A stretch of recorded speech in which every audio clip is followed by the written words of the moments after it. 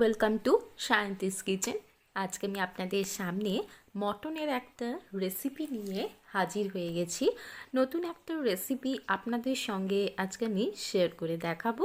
Mutton কোরমার recipe আপনাদের সঙ্গে আজকে আমি শেয়ার করতে চলেছি।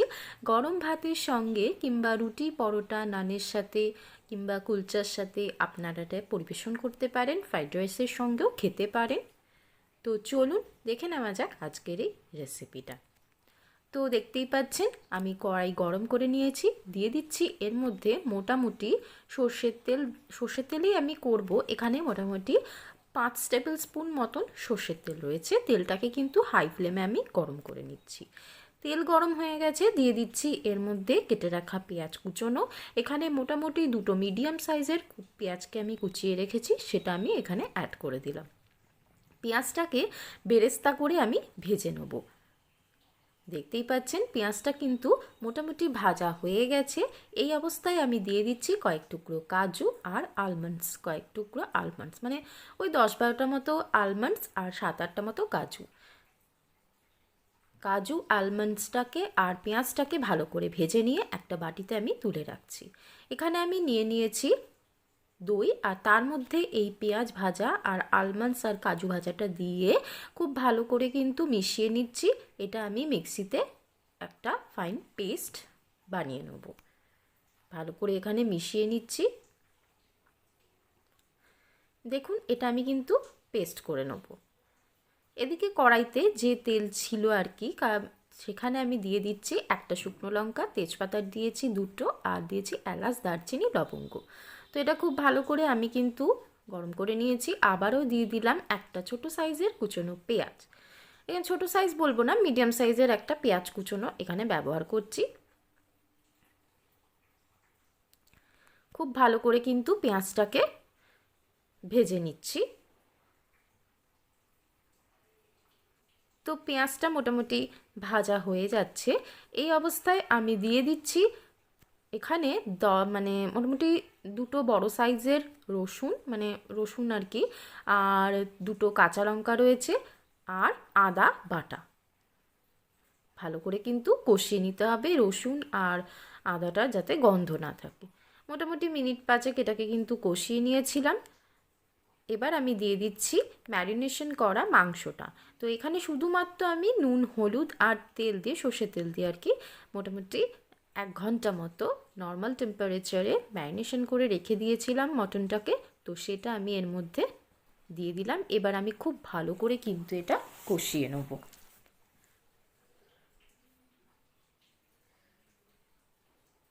খুব ভালো করে কিন্তু এটা কষিয়ে নিতে হবে ঢাকা দিয়ে। তো এখন আমি ঢাকা দিয়ে দিচ্ছি মোটামুটি 15 মিনিটের জন্য মিডিয়াম ফ্লেমে। 15 মিনিট পরে আমি ফিরে এসেছি। দেখতেই পাচ্ছেন কতটা কিন্তু জল ছেড়েছে মাংস থেকে। তো এখানে আমি মশলা ব্যবহার করছি ধনে গুঁড়ো, জিরে গুঁড়ো, হলুদ গুঁড়ো, গরম মশলা আর Kashmiri red chilli powder. 1/4 teaspoon করে সমস্ত মশলাগুলো রয়েছে। দিয়ে খুব ভালো করে কিন্তু আমি কষিয়ে নিচ্ছি যতক্ষণ না ভালো করে কষানো হচ্ছে। দেখতেই পাচ্ছেন আপনারা। এই রান্নাটা আপনারা কিন্তু রুটি, পরোটার সঙ্গে পরিবেশন করতে পারেন, খেতে কিন্তু ভালো লাগবে। আবারও এটা আমি 15 মিনিটের জন্য ঢেকে দিয়েছি।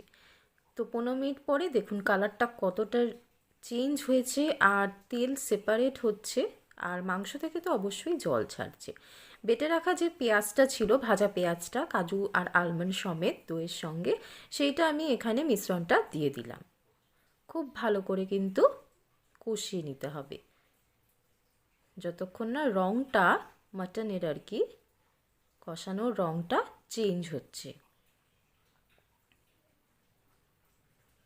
কষিয়ে নিচ্ছি।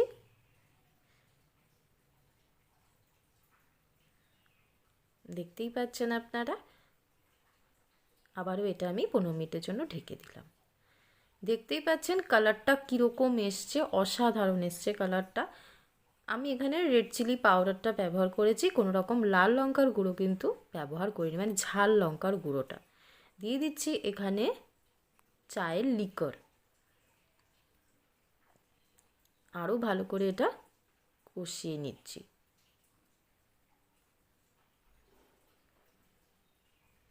দেখতেই পাচ্ছেন আমি এখানে একটা মশলা ব্যবহার করব, সেখানে আমি বলে দেবো, মানে মটন কোরমার মশলাটা কোরমা মশলা।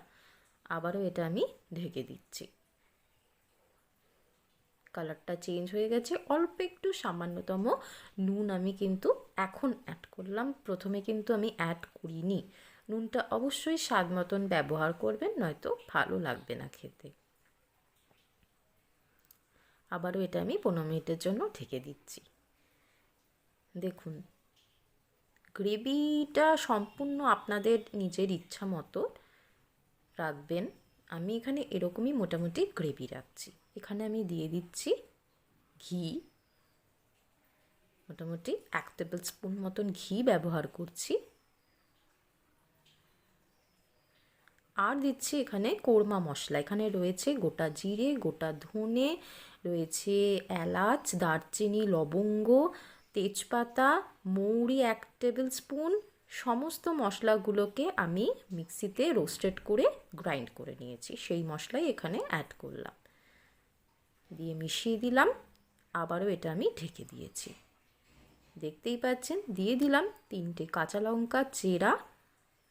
ঝালটা কিন্তু অবশ্যই নিজেদের পছন্দ মতো, যে যেরকম আর কি ঝাল খান সেইভাবেই ব্যবহার করবেন। কষিয়ে নিচ্ছি। আবারও এটা আমি কিন্তু ঢেকে দিচ্ছি।